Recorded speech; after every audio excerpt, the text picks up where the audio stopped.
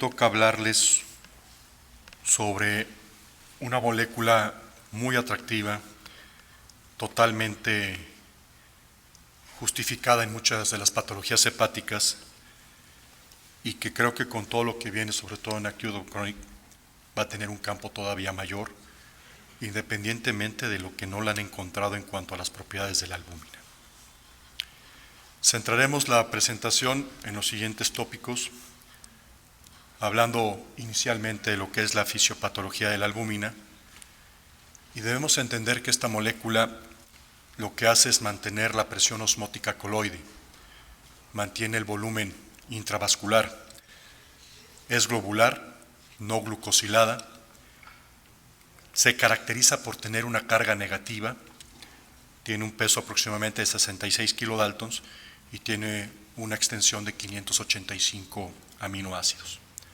Tiene una estructura de múltiples alfa hélices y 2 subdominios, los cuales les dan, dependiendo de cuál sea el involucrado, la característica propia de la albúmina en cuanto a efectividad de cara a un tratamiento.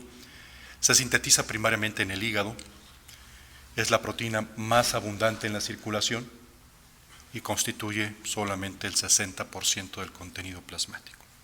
Bien sabemos que su nivel sérico normal es entre 3.5 y 4.5 gramos por decilitro. Esto es lo más importante que tenemos que tener en mente en cuanto a los dominios de la albúmina. Un primer dominio que es el CIS34, el cual requiere la propiedad antioxidante, que es un pepenador muy potente, con una gran capacidad antioxidante.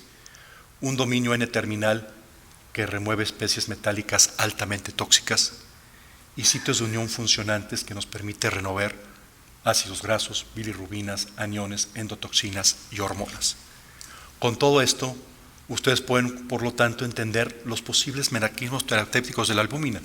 Y estamos hablando de que es efectiva en corregir la hipovolemia efectiva, característica del paciente con cirrosis, totalmente orientada a corregir o tratar de disminuir la disfunción endotelial. El rol más importante que ahora entendemos de un paciente con cirrosis, que es la inflamación crónica, es una inflamación crónica persistente. Acción directa sobre el estrés oxidativo, acción directa sobre patógenos asociados a daño o moléculas asociadas a patógenos y en el metabolismo de las drogas. Propiedades que pueden ser divididas en oncóticas y no oncóticas, la primera orientada a lo que es la regulación de la distribución del líquido y la segunda con una efectividad potente antioxidante, estabilización y transporte, modulación inmunológica que está ampliamente comprometida en el paciente con cirrosis, estabilización endotelial, efecto hemostático y regulación del pH extracelular. Si ustedes ven, todo esto es una molécula muy atractiva. Y por lo tanto entenderemos cuáles son las funciones a las cuales se le ha asignado la molécula, en este caso la albúmina en el paciente con cirrosis, que es orientada a la permeabilidad capilar, a la presión oncótica, a la estabilización, stabilización del transporte, gran potencia antioxidante, inmunomodulación, estabilización endotelial y todo lo que es el efecto hemostático. Y esto nos lleva dentro de la fisiopatogenia que ustedes recordan del cirrótico, que es un cirrótico que genera hipertensión portal, bajo un lecho esplácnico totalmente vasodilatado, con una activación secundaria de sistemas vasoconstrictores, sistema renina, angiotensina, aldosterona, sistema simpático, el rol creciente del eje intestino-hígado con una disbiosis intestinal importante, translocación bacteriana, disfunción endotelial. Todo esto hace que se genere aún más vasodilatación e hipovolemia arterial y nos lleva a tener nichos terapéuticos de la albúmina en cuanto a la estabilización endotelial, la inmunomodulación, el control de la presión oncótica, la presión coloidal, todo lo que es orientado a la permeabilidad capilar y por último todo lo que es orientado a la inmunomodulación. ¿Qué tenemos en cuanto a la historia natural de la cirrosis? Tratando de entender en dónde podemos aplicar este taller terapéutico. Creo que esto es lo que más debemos familiarizar actualmente. La cirrosis tiene 5 estadios. Un paciente que puede pasar del estado compensado al descompensado, un estadio 1 o inicial en el cual el paciente está asintomático, no tiene varices esofágicas, no tiene ascitis. Un segundo estadio en el cual el paciente ya presenta varices esofágicas, las cuales no han sangrado. Característicamente estos pacientes tienen gradiente venoso portal por abajo de 10, La importancia de introducir el gradiente venoso portal al manejo diario de estos pacientes es primordial, ya que la división entre estadio 2 y estadio 3 precisamente la dicta el gradiente, porque arriba de 10 ya tenemos la presencia de ascitis, característico, el estadio 4 del sangrado varicial por arriba de 12 milímetros de mercurio, y el estadio 5, que es el paciente que ya dentro de la descompensación está evolucionando a esta entidad ampliamente conocida, ya que es el acudón crónico, con un insulto que siempre va a provocar que el paciente se descomponga y que tenga impacto en múltiples órganos asociados a la falla hepática y a otros órganos del sistema. Han escuchado en la plática de la mañana del doctor Albillos, en la plática que me presidió de la doctora Navarro, la inflamación tiene un rol primordial en el paciente con daño hepático. El paciente cirrótico es un paciente con inflamación crónica que es muy difícil de contrarrestar conforme más avanza el daño. Todo esto generado por una gran permeabilidad intestinal, disbiosis intestinal, degeneración, daño hepatocelular. Esto nos lleva a compromiso en el sistema retículo endotelial por estas moléculas que son los PAMPs y los DAMPs, patógenos y asociados a daño, que lleva a alteraciones en el sistema inmune, activación de células GAL y inflamación sistémica que se está perpetuando. Pero el problema no solamente es eso, aparte de la inflamación crónica tienen ustedes un sistema inmune alterado que tiene que generar precisamente una hemostasis y que se puede activar ya sea a una hiperestimulación o a una inmunodeficiencia, y dependiendo hacia dónde se vaya el paciente van a ser las características que van a presentar, donde tenemos un perfil predominantemente proinflamatorio o un perfil predominantemente de inmunodeficiencia, donde las características de las citocinas cambian de uno a otro escenario. Y regresando nuevamente con todo esto, ¿dónde puede estar la utilidad de la albúmina? Recordemos este algoritmo propuesto por el doctor Bernardi y por el doctor Arroyo, de que pues, es una enfermedad con disfunción progresiva, con hipertensión portal creciente, donde tienen ustedes que introducir en su mente ya lo que es el rol intestino-hígado de la disbiosis intestinal, la pérdida de la barrera intestinal, la disfunción o esta permeabilidad alterada, donde tenemos una inflamación que afecta los órganos no esplácnicos, fuera ya de este lecho esplácnico alterado, una translocación bacteriana persistente, activación de moléculas patógenas, de moléculas asociadas a daño, alteraciones o disfunción en cuanto a microcirculación, muerte mitocondrial, no solamente hepática, sino en otros órganos, y todo esto nos puede llevar a una disfunción aguda con falla multiorgánica. Entonces, los focos terapéuticos aplicables a la albúmina pueden ser muchos y los trataremos de ir explicando paulatinamente en la siguiente plática. Por lo tanto, debemos entender que la cirrosis descompensada se caracteriza por una disfunción orgánica múltiple, una inflamación sistémica constante y un incremento en el estrés oxidativo. Un segundo punto a tener en mente es la vasodilatación esplácnica, la cual nos lleva a reducción en la presión arterial media, aumento en el gasto cardíaco, todos sabemos que los cirróticos tienen una circulación hiperdinamica, disfunción cardiovascular y disfunción macrocirculatoria, y un tercer punto que es el deterioro progresivo de la enfermedad hepática, que nos va a llevar al desarrollo de ascitis, hiponatremia dilucional, vasoconstricción extrema y un compromiso perfusorio no solamente a nivel hepático, sino a nivel renal, a nivel músculo y a nivel cerebral. Vamos a repasar muchas de las indicaciones que ustedes ya tienen en mente del uso de la albúmina. La primera de ellas es la paracentesis de gran volumen. Todos sabemos que paracentesis por arriba de 5 litros forzosamente tienen que ser sustituidas con albúmina. 8 gramos por litro, 4 gramos por litro, tanto 8 como 4 son igualmente efectivos. ¿Con qué intención? Con la intención de disminuir la incidencia de un síndrome conocido como disfunción circulatoria post-paracentesis. Sabemos que la paracentesis de gran volumen es el tratamiento indicado en todas las ascitis. Atención, el desarrollo de la ascitis en el paciente cirrótico es de mal pronóstico y el manejo de la ascitis corresponde a la severidad. La ascitis grado 2, con manejo de diuréticos en dosis escalada, tratando de llegar a dosis tope si es adecuada, y la ascitis grado 3, que es la paracentesis de gran volumen. Pero repito, todo esto es orientado a prevenir este síndrome. Y este síndrome, ¿por qué se caracteriza por un paciente que si no es expandido adecuadamente con albúmina, tiene mayor mortalidad, mayor falla renal y mayor deterioro? Y de ahí salieron los primeros estudios en el 87 del grupo de Barcelona, comandados por el doctor Ginés, donde se dieron la tarea de ver qué pasaba con estos pacientes, si los tenía con diuréticos o los empezaba a expandir con albúmina. Y vean ustedes, estudios muy efectivos, pacientes que se podían mantener mucho tiempo en hospital, cosa que actualmente ya es muy complicado. La paracentesis seguida de infusión de albúmina se asociaba a un tratamiento diurético más efectivo, a menor incidencia de complicaciones como hiponatremia, falla renal o encefalopatía, menor estancia hospitalaria 11.7 versus 31 días del grupo de paracentesis versus el grupo que era tratado con diuréticos, y todo reflejado en un menor compromiso hemodinámico.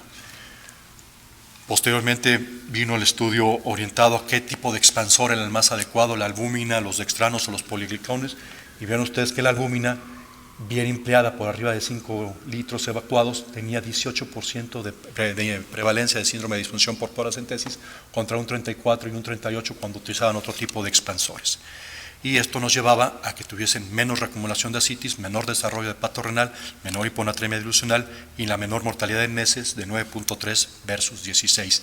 De igual manera, cuando ustedes comparaban las sobrevidas, la sobrevida del grupo de paracentesis que era expandido con albúmina era mucho mejor que aquel que era expandido con otro tipo de expansores.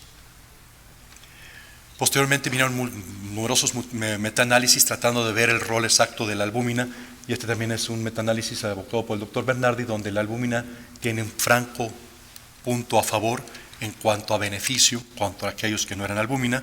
De igual manera, un impacto totalmente favorable hacia la hiponatremia y un impacto totalmente favorable a menos mortalidad.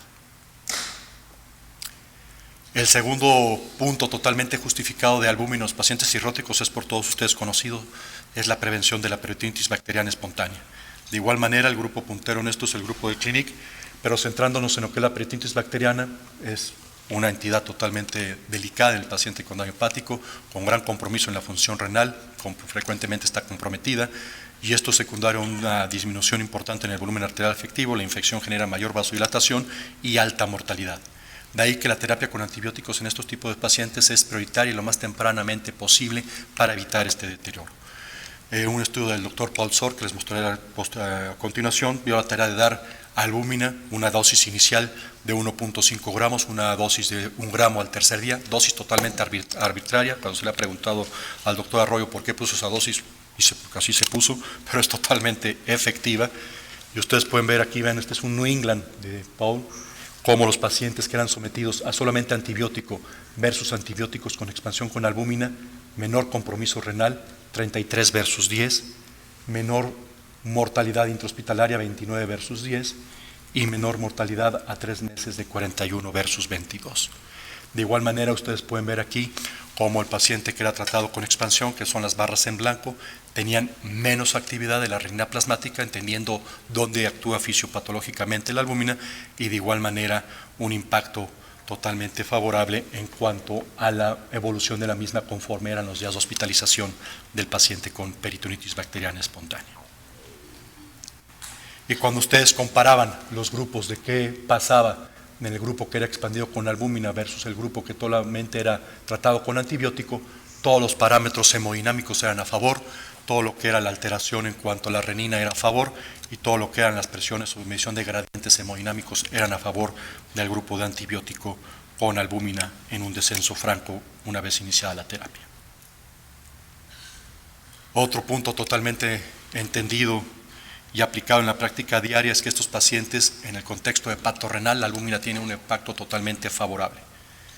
El hepatorrenal ocurre en la enfermedad hepática avanzada.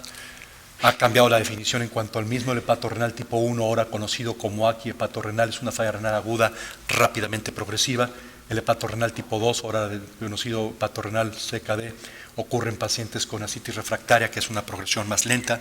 Los hepatorrenal tipo 2 pueden progresar a hepatorrenal tipo 1 cuando hay un insulto. Generalmente el insulto es una peritonitis bacteriana espontánea o cualquier otro tipo de infección, y el trasplante es el mejor tratamiento para ambos.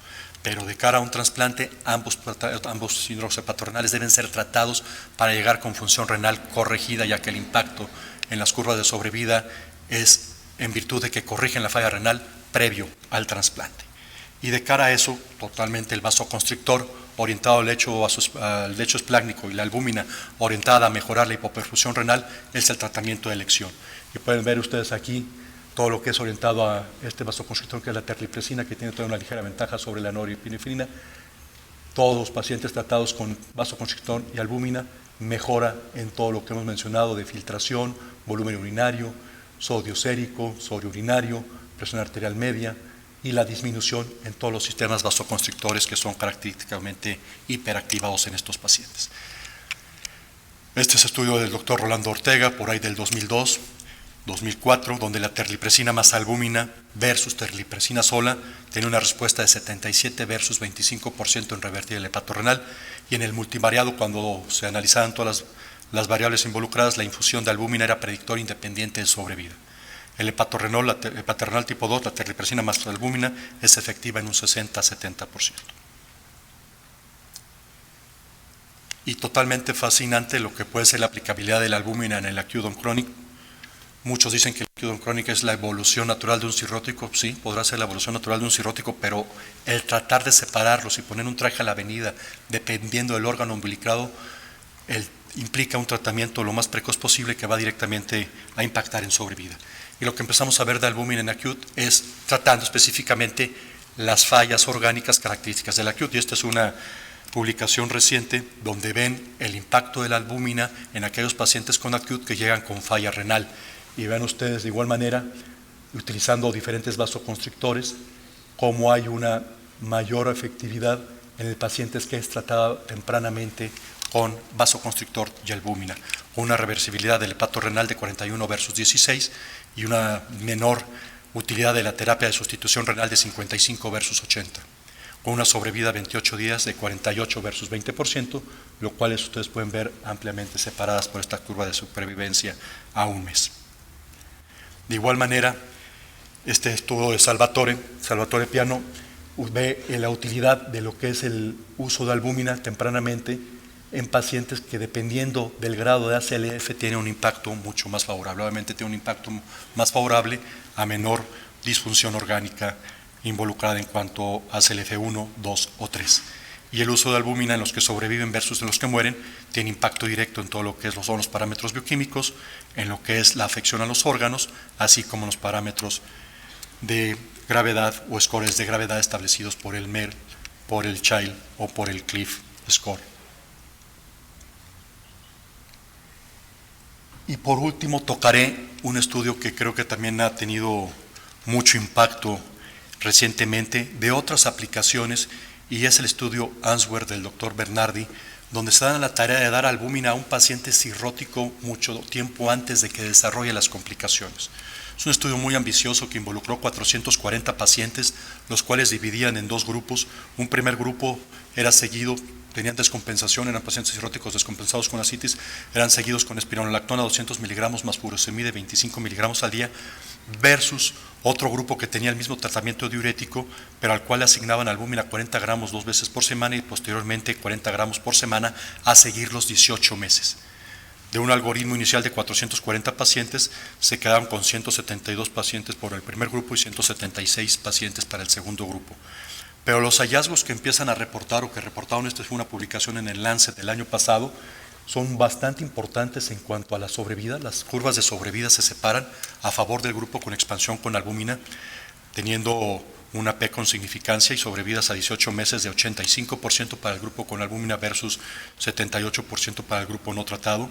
De igual manera, las complicaciones caracterizadas a la presencia de un TIPS previo al trasplante hepático, mortalidad mucho menor en el grupo de pacientes tratados con expansión, al igual que también lo que son las curvas de sobrevida totalmente a favor del grupo tratado con expansión, menor incidencia hospitalaria y menor complicación en cuanto a disfunción renal. De igual manera, ustedes ven aquí las muertes asociadas a hígado, las no asociadas a hígado y las estancias hospitalarias, todas a favor en el grupo de tratamiento de diurético y expansión con albúmina. Y cuando ustedes analizaban variable por variable independiente, todas a favor al grupo de albúmina.